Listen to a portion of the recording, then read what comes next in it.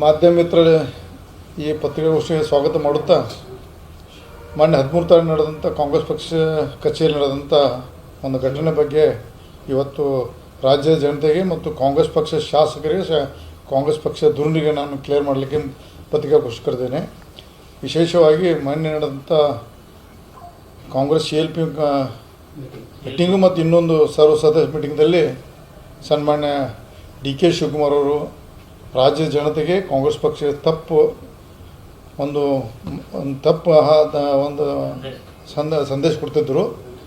ಆ ಸಂದರ್ಭದಲ್ಲಿ ಸನ್ಮಾನ್ಯ ಸತೀಶ್ ಜಾರಕಿಹೊಳಿ ಅವರು ಮಧ್ಯಪ್ರವೇಶಿಸಿ ತಮ್ಮ ಮಾಹಿತಿಯನ್ನು ತಗೊಂಡು ಅದ್ರ ಬಗ್ಗೆ ಅಲ್ಲೇ ಪಕ್ಷದ ವೇದಿಕೆಯಲ್ಲಿ ಹೇಳಿದ್ರಂತ ನಂಗೆ ಮಾಧ್ಯಮದಲ್ಲಿ ನೋಡಿದೆ.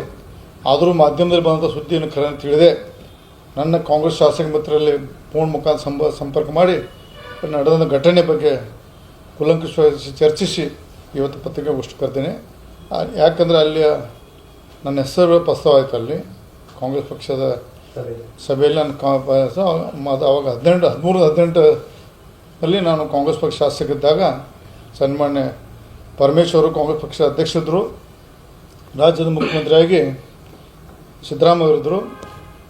ಆ ಸಂದರ್ಭದಲ್ಲಿ ಬೆಳಗಾವಿ ಜಿಲ್ಲೆಯ ಕಾಂಗ್ರೆಸ್ ಪಕ್ಷ ಕಚೇರಿ ಕಟ್ಟಡಕ್ಕೋಸ್ಕರ ಒಂದು DK ಶಿವಕುಮಾರ್ ಅವರು ವೇದಿಕೆ ಮುಖಾಂತರ ದಿಲ್ಲಿಯ ನಾಯಕರು ಮತ್ತು ಕಾಂಗ್ರೆಸ್ ಪಕ್ಷದ ಎಲ್ಲ ಕಾಂಗ್ರೆಸ್ ಶಾಸಕರು ಮತ್ತು ಅಲ್ಲಿ ಮುಖಂಡರ ಮುಂದೆ ಈ ಕಟ್ಟಡ ಆಗಲಿಕ್ಕೆ ಶ್ರೀಮತಿ ಲಕ್ಷ್ಮೀ ಹೆಬ್ಬಾಳ್ಕರ್ ಕಾರಣ ಅಂತ ಒಂದು ಸಂದರ್ಭದಲ್ಲಿ ಪದೇ ಹೇಳ್ತಿದ್ದ.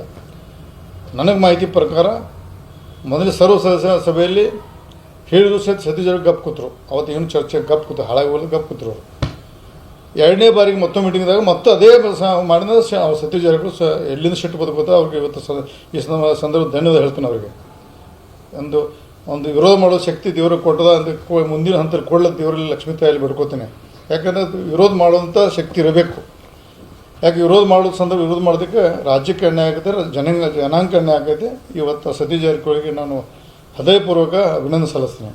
ಅಲ್ಲಿ ಆ ಸಂದರ್ಭದಲ್ಲಿ ಇಂಟರ್ವ್ಯೂ ಆಗಿ ಅಲ್ಲಿ ಮಾತಾಡೋದಕ್ಕೆ ಇವತ್ತು ಹೃತ್ಪೂರ್ವಕ ಅಭಿನಂದನೆ ಸಲ್ಲಿಸ್ತೀನಿ.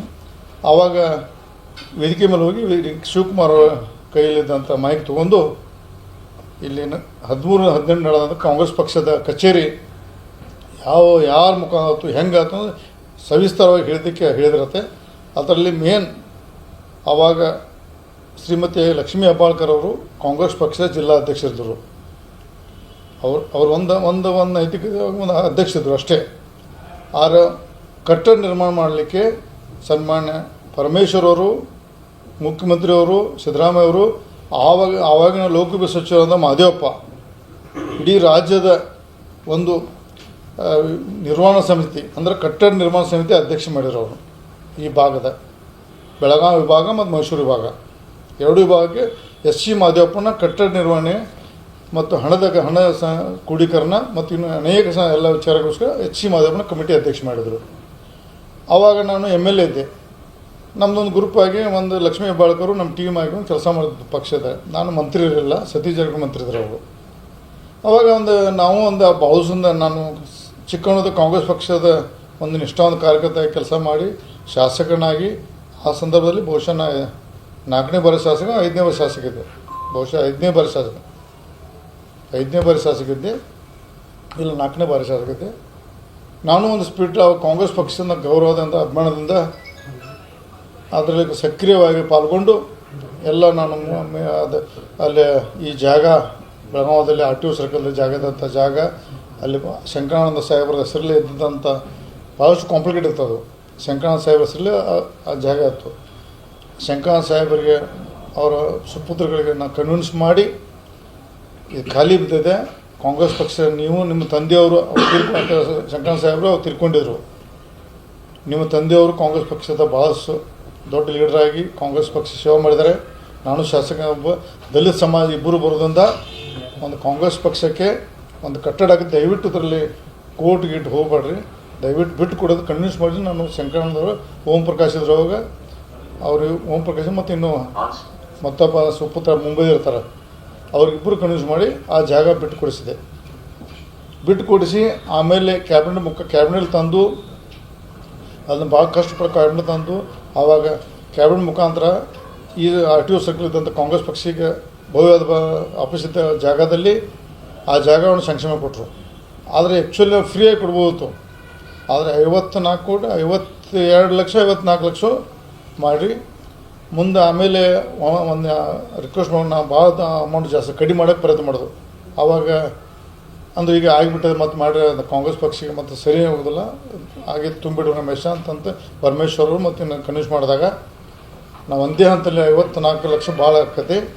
ಅದನ್ನು 2 ಪಾರ್ಟ್ ಮಾಡಿಕೊಟ್ರು, 27 ಲಕ್ಷ 2 ಪಾರ್ಟ್ ಮುಖಾಂತರ ಮತ್ತು ಆದೇಶ ಮಾಡಿ 2,000 ತುಂಬಿ ನಾವು ಒಂದು ಫಸ್ಟ್ ಕಂತು ತುಂಬಿ 20 ಲಕ್ಷ ತುಂಬಿದ ತಕ್ಷಣ ಬೆಳಗಾವಿ ಕಾರ್ಪೊರೇಷನ್ ಖರೀದಿ ಕೊಡಬೇಕು ಅಂತ ಆರ್ಡ್ರ್ ಮಾಡಿದ್ರು. ನಾನೇ ಸ್ವತಃ ತಿರುಗಾಡಿ ಎಲ್ಲ ಆಫೀಸ್ ಮಾಡಿ ಮಾಡಿದೆ.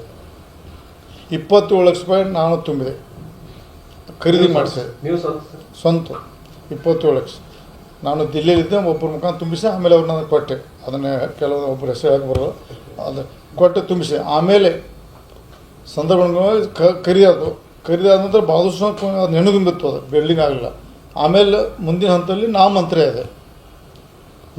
ಆದ ನಂತರ ಬೆಳಗಾವಿ ಜಿಲ್ಲಾ ಉಸ್ತುವಾರಿ ಆದ ನಂತರ ಮೊದಲು 1 ಕೋಟಿ ರೂಪಾಯಿ ಕೊಟ್ಟೆ ನಾನು. ಒಟ್ಟೆ 1,20 ಲಕ್ಷ ರೂಪಾಯಿ ಕೊಟ್ಟೆ ನಾನು ಖರೀದಿಗೆ ಮತ್ತು ಒಂದು ಕಟ್ಟಡ ವಿಮಾ. ಆಮೇಲೆ ಭಾಳಷ್ಟು ಗೋಲ್ಮಾಲ್ ಆಗಿದೆ ಅದರಲ್ಲಿ.